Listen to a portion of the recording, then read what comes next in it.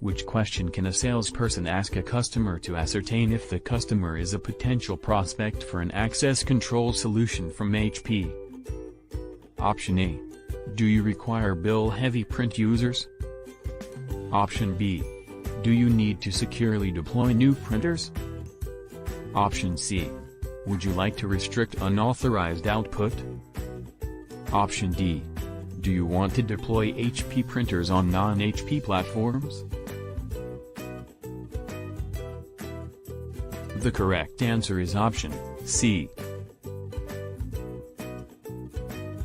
What are the elements that make up the infrastructure category of the HP Document Solutions strategy? Option A. Job accounting, device management and asset management. Option B. Content capture, forms automation, LandFax and HP output management. Option C. Security, HP Universal Print Driver, host printing, device extension and hardware. Option D. Enterprise-wide printing, printing outsource infrastructure, network security and document distribution. The correct answer is option D. How can an organization use HP Print Security Solutions to secure information outside its normal client/server network environment? Option A. To ensure that print servers are firewalled. Option B. To ensure that the correct party is billed for its printing. Option C.